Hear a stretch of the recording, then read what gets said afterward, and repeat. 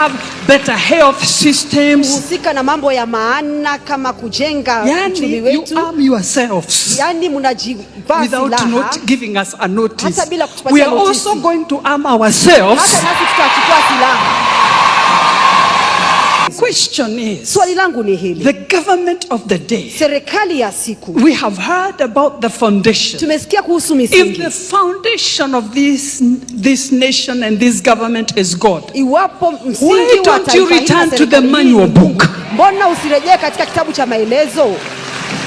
So you can fix what you can't fix. Ili uweze kutengeneza kile ambacho huwezi kutengeneza. As a voter, I'm embarrassed. Kama mpiga kura ninaaibika sana. And the next election you must convince me. Na katika uchaguzi ujao lazima unipatie sababu. Yes. We are sick and tired of having noise. Tumechoshwa na kelele. We want performers. Tunataka watenda kazi. We want workers. Tunataka watenda kazi. Don't arm yourself like you are going for war. Usijitie, usivae silaha kama kwa unaenda vitani. Arm yourself to serve the nation of Kenya and the people who voted for you. I almost thought for a minute our broadcast is over right there. So that is the, some statement from Reverend Wairimu. Now let's move to the impeached deputy president, and the embattled deputy president Rigathi Gachagua has not had a moment to rest as his critics continue to throw jabs at him, asking him to respect the wishes of the Senate and the National Assembly. Leaders from across the political divide have come out guns blazing at the impeached deputy president, accusing him of sabotaging the government and pushing tribal lines. Mudhoni Caroline reports on a busy weekend for political leaders who are not backing down on their onslaught against a now healing deputy president. 4 days after the Deputy President Rigathi Gachagua's impeachment, leaders from across the country have voiced their agreements with the impeachment and also in support of the new Deputy President nominee, Professor Kithure Kindiki, who is also serving as the Interior Cabinet Secretary. The Member of Parliament Baringo North, Joseph Makilap, in his statement referred Gachagua's illness as fake. Kama wabunge 282 wanasema la kwa niaba ya wananchi, who are you to force yourself?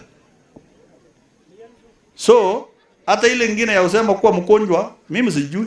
Mimi hata sifikiri Gachagua alikuwa mgonjwa, alikuwa anapumzika tu. The Governor Homa Bay County, Gladys Wanga, also in her address, indicated that leaders are elected to serve the people of Kenya equally without favor or any ethnic group. We are very happy to celebrate Mama, but we're also watching what is happening in the country and saying that it is a big lesson to us. It is a big lesson to us elected leaders that when we are elected to serve the people. And not just a people of a certain group or a certain language speaking or a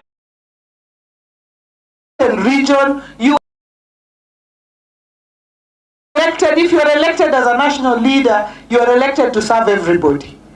Member of Parliament for Tiati constituency in Baringo County, Kamket William, in his remarks indicated that impeaching Gachagua was a remedy to the country and Kenya would do much better in new leadership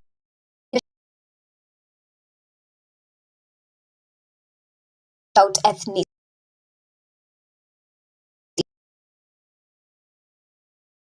Kwa sababu serikali ya Kenya ni yetu sisi sote. Na mwenye anasema hatuhitajiki katika serikali ni naibu wa rais. Sasa tukasema dawa ni moja. Dawa kwa sababu nchi ya Pokot ni kubwa. Dawa ya huyu mtu ni kumuondoa. Kwa sababu serikali lazima tuingie.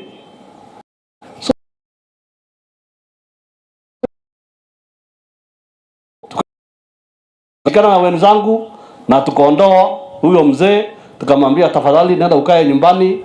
Sasa tukiongea hivi, naibu wa rais wa Jamhuri ya Kenya ni rafiki yetu, mtu wetu ambaye anatutembelea, ambaye anaitwa Professor Abraham Kithure Kindiki. As Gachagua's political battle continues to unfold, Kenyans await the court ruling which will determine whether the impeachment was the end for Gachagua or he is still fit to hold a public office and complete his term. Muthoni Caroline reporting for EBN News. All right, thank you very much, Carol, for that report. However, we've got breaking news coming into studio just this evening, where the Directorate of Criminal Investigations have summoned the impeached Deputy President Rigathi Gachagua, and is expected to record a statement that is tomorrow, 22nd of October, regarding alleged assassination attempts. That is the news we are getting just this evening. And there is a press statement which I'd love to shortly read to you, which indicates that, the Deputy President is supposed to appear tomorrow, that is 22nd of October 2024, following statements where he publicly stated that there had been multiple assassination attempts on his life. Now, which follows back to the statements which the Deputy President, said yesterday, that is Sunday, as he was leaving Karen Hospital. Now, the DCI says these are serious allegations emanating from a person of his stature and cannot be taken lightly. And in light of the seriousness of that particular matter, they request his presence on 22nd October 2024 at the DCI headquarters along Mazingira Complex, Kiambu Road, to formally record the statement to enable prompt and thorough investigations into the matter. So that is news that we're getting just this evening from the DCI, who have summoned the impeached Deputy President Rigathi Gachagua to appear before them tomorrow to record statement concerning the claims he made that there have been attempts on his life, and quite, vaguely some alarming remarks which he made yesterday concerning some of the, scenarios to which he has gone through, which he believes are attempts on his life. So that is something that is developing, and we'll be keeping tabs with that. However, United Democratic Alliance grassroots supporters from Mombasa County have welcomed the approval by Parliament for Interior Cabinet Secretary Kithure Kindiki as the third Deputy President under the 2010 Constitution. Kindiki was cleared by the National Assembly on Thursday last week to replace the now impeached predecessor Rigathi Gachagua. The county party members led by Sabrina Sarai, Michael Nato and Emmanuel Amunga, James Hamasi as well, told media that Kindiki has what it takes to be a good deputy president, stating that he has never displayed tribal politics. They further called on the political class to stop propagating divisive politics through the Gachagua impeachment. Jeff Gitau, and I'm a businessman in Kikuyu town. The environment that our government is giving us is not conducive for our business. Kindiki ni mtu anaweza fanya kazi na Wakenya wote, Kenya nzima. Ana ukabila, abagui. Akija Mombasa hii tunajua Kindiki uko Mombasa na anakutana na wanauda. Na uwanga tunakaa naye, tunazungumza naye. Kindiki anatuambia tukae na umoja. Rais wetu anataka Kenya yetu iwe na amani. Kwa hivyo saa hizi naomba hata viongozi wote ambao wako ile milengo nyingine ya kisiasa, ni wakati wenu sasa muweze kutuelezea vile tutaishi wa Kenya kwa amani, bila vita, tupendane, hakuna cha kusema mimi ni kabila hii, mimi ni kabila hii. Lewa mtu ambaye kwanza alikuwa anastahili ilikuwa ni Kindiki Kithure. Filfinyange ilifanywa hapa na pale, ndio maana hiyo nafasi ikabadilishwa, lakini sasa kazi imepata mwenyewe. Na mimi nataka niwakumbushe watu kwamba imekuwaje tukajipata pale mahali tulipo. Article 150 ya katiba ya Kenya inaongea kuhusu removal of a deputy president. So chochote ambacho kimefanyika within the law. Na tukienda katika article 147 ambayo inaongea kuhusu functions of the deputy president, tunapata kazi yake kubwa, yeye afawe principal assistant wa president. Na pia kazi yake nyingine ni kwamba atafanya any duty ambayo kwa assigned na president. So watu wanaweza kuelewa kwa nini imekuwa sasa Kindiki aingie pale na si yule ambaye aliyekuwako. Kwa sababu wewe kama ni deputy president lazima pia uingiliane na article 10 ya katiba ambayo inaongea kuhusu national values na principles of governance. Lazima uwe ni mtu ambao uko patriotic, lazima mtu ambao uko non-discriminatory. Lakini ukiwa ambaye hueleweki vizuri, basi katiba ina njia ya kukuondoa na kuweka mtu mwingine. lakini sisi suitability ya Kindiki Kithure haiwezi kuwa questioned.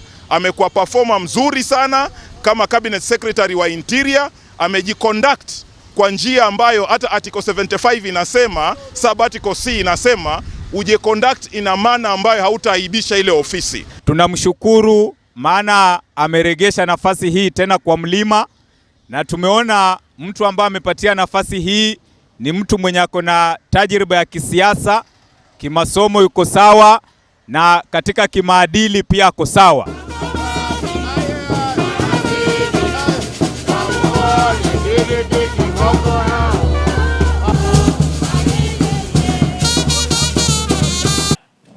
Now, business people have decried a non-conducive environment for their business following the political tensions in the country.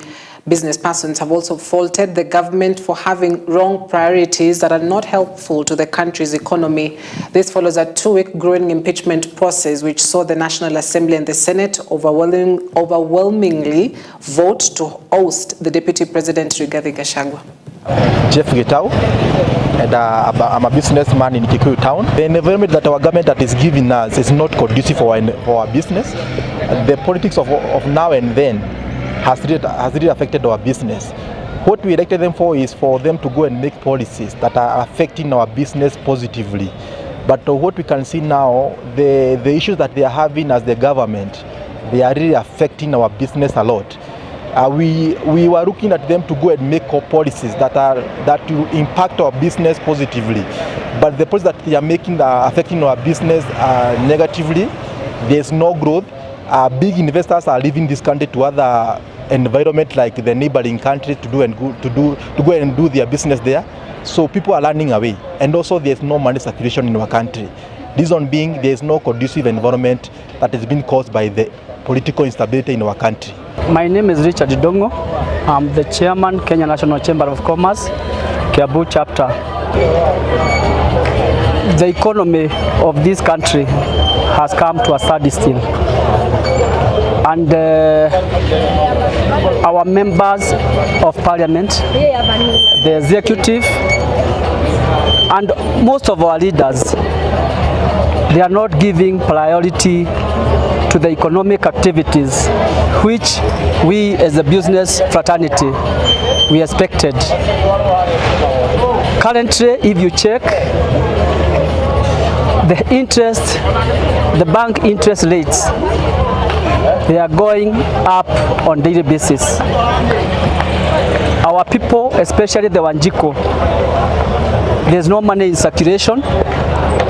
They are adding up, borrowing money from Shylocks because even they cannot manage or afford to borrow money from the bank.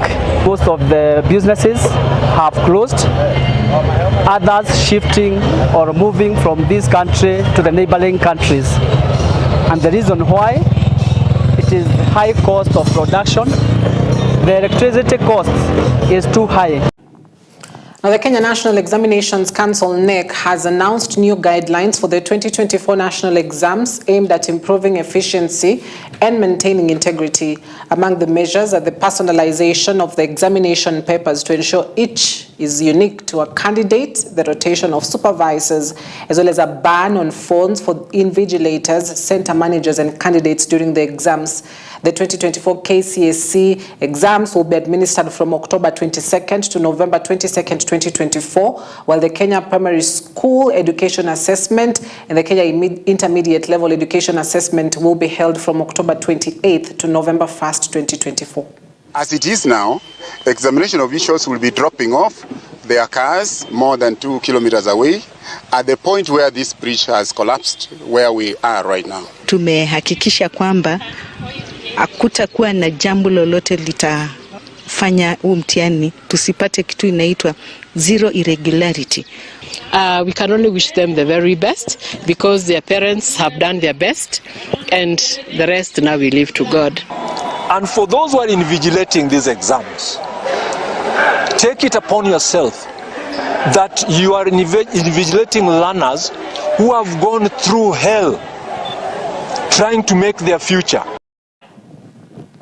Now, 3 people died on Monday morning road accident along Nairobi-Nakuru Highway that involved a personal car and a Tamid bus. 22 other people are nursing serious injuries as the bus left Mombasa headed for Kitale in Trans Nzoia County. According to survivors, the personal car came out from a bend as it joined the highway while the bus driver was speeding and could not brake on time. The personal car driver and a front passenger died on the spot.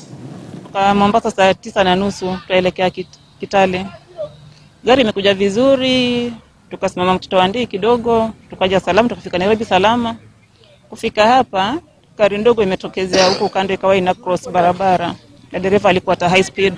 So hakuweza kushika emergency, akaigonga hiyo gari katikati. Sasa kwa ile harakati ambayo ilitokezea tukakuwa na ajali, kuna mtu mwenye alikuwa anatokezea upande mbele mwenye alikuwa na hiyo gari nyingine ndogo. Ndiye alikuja akakosa mwelekeo kidogo.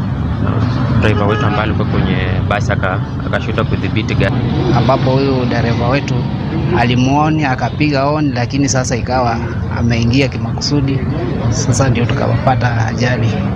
Watu wengi wameumia, tukakuwa admitted katika Naivasha referral, na pia kuna wenye walipoteza maisha yao. Walipoteza takriban watu 3. Alipiga on brake ikakataa. Vile breki likataa akatupeleka kwa mtaro, tukashikwa na ukuta wa mtaro. Katika barabara zenye zina join barabara kuu waweze kuweka vitu kama flyover ndio angalau tuweze kupunguza hii mambo ya ajali, kwa sababu pale nasikika kuwa watu wengi wamepoteza maisha yao pale. Now, elders from Wadei and Waliwana clans in Tana River County are now calling on warring clans to end their differences to avert further loss of lives, destruction of properties and displacement of people. The recent inter-clan clashes in Tana River County have escalated tensions in the region, leading to the arrest of key political figures including Governor Godhana Dadho Gadai and Galole Member of Parliament Hiribae Said Buya. The clashes have resulted in the loss of lives and a call for accountability from authorities as the region grapples with the aftermath of these violent confrontations.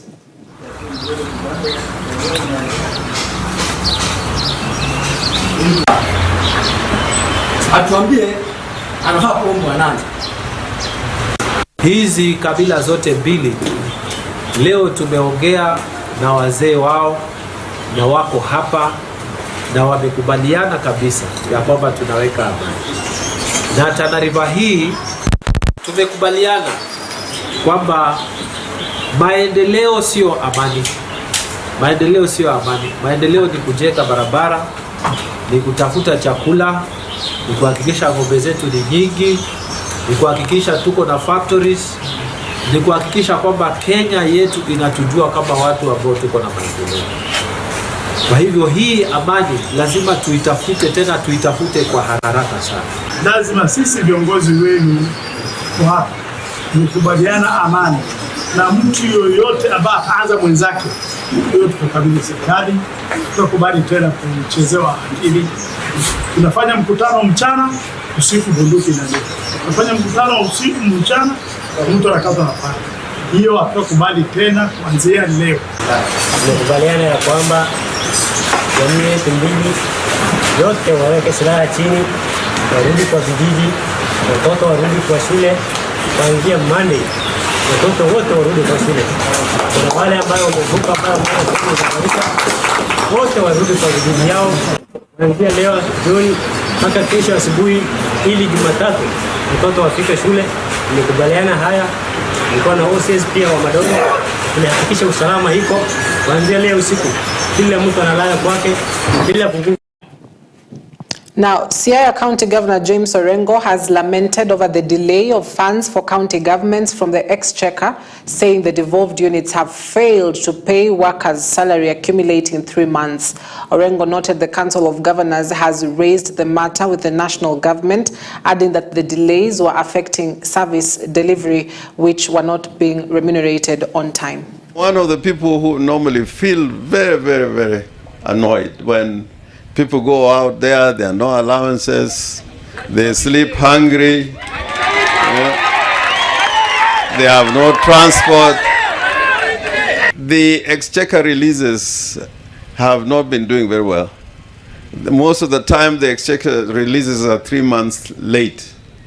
And normally, in those requests for Exchequer releases after they come out, there's always the issue of allowances.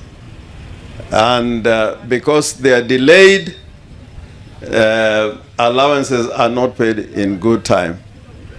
And that is not right, because when you go out there to represent the county and you have nothing in your pocket, and when you come back, there's still nothing in your pocket, you cannot work. You cannot work. Nobody works for nothing. You look dehumanized. If you're working at the county and you go back home, you cannot be able to buy even a packet of milk or a loaf, even before your children, you don't look like a responsible father or parent. So it's a serious issue. And I want to assure you that we are dealing with that issue of allowances, and we are going to meet with the team from the staff to reach an understanding how these allowances, the arrears that are still there, how we are going to deal with those issues of allowances. A family in Kamae village, Kahawa West, is in distress of burying their daughter due to a huge hospital bill, appealing to well wishers for support.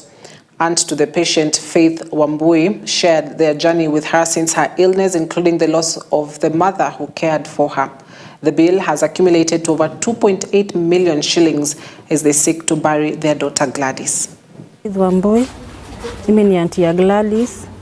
Tumeishi na yeye tangu mamake alipass like 3 years ago. Lakini kalikuwa katoto kazuri, alafu sasa akazidiwa sana, tukampeleka Kenyatta, amekaa ICU for 2.5 months.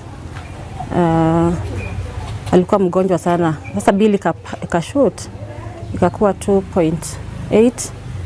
NHIF iliweza kulipa 97,000. Sasa ikakuwa 2.7 hapo, around hapo, na mia za juu. Sasa hiyo bill tunaona imetufinyilia juu ni kubwa sana, na unaona pia dawa tulikuwa tunanunua akiwa kwa board, unatumwa nunua hizi dawa, mnanunua madawa mnapeleka hiyo time yote. Tukangangana, lakini sasa venye alipasa akatuachia hiyo bill imetulemea. Na tunataka kumpumzisha. Sasa tunaomba watu wa Elevishers watusaidie ndio tuweze kumpumzisha. Juu ni ngumu venye kuko, hata kama ni kuchangisha mnachangisha, lakini watu pia economy iko chini.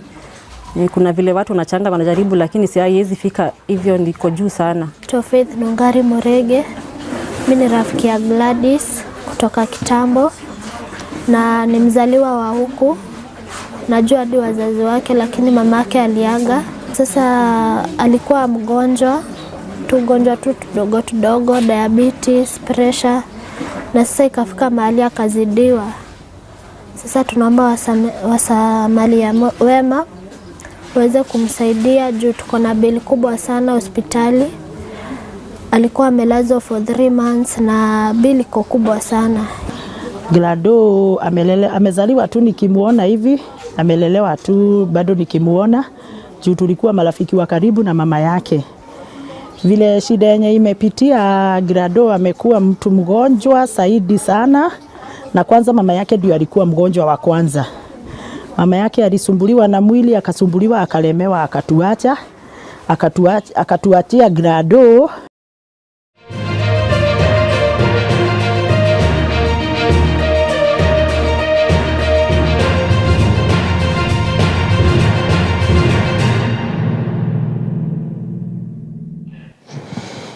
Now, let's get sporty. Kajiado County Governor Joseph Olelenku has officially launched the Kajiado County Governors Cup as the Kamaliza FC recorded their first win against Namanga as the tournament officially kicked off from the ward levels. The tournament will proceed all the way to the constituency level before the finals at the county level. Governor Lenku has boasted of the county's robust programs that are there to help the youths.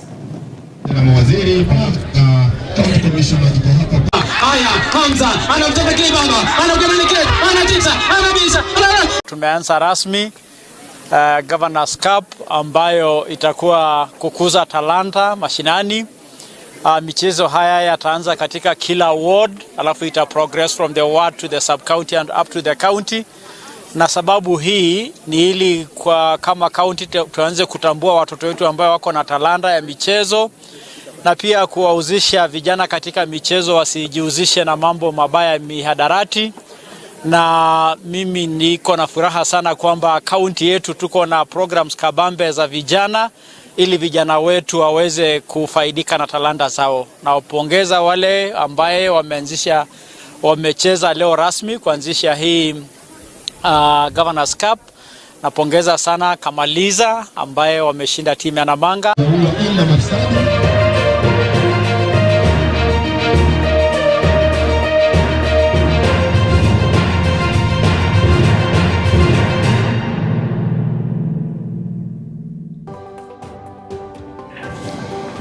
Right, so that is where we wrap it up. But of course, to that particular breaking news, which just broke out this evening, where, you know, they impeached actually Deputy President Rigathi Gachagua. We're still trying to get the hang of it, and you know, various views that come in on whether they impeached, he's still the Deputy President, is he the former Deputy President, and so we'll refer him to as the impeached Deputy President, who has now been summoned by the Directorate of Criminal Investigations, DCI, to record statements over the allegations he made on the alleged attempt on his life. Gave a couple of incidences to which he says were direct attempts of somebody trying to kill him. So those are some of the statements, alarming for that matter, to which the DCI has called him tomorrow, Tuesday 22nd, to record statement at the DCI. So we'll be keeping tabs with that to just see, you know, whether he shows up, one, for the summons, and then, you know, what next as well,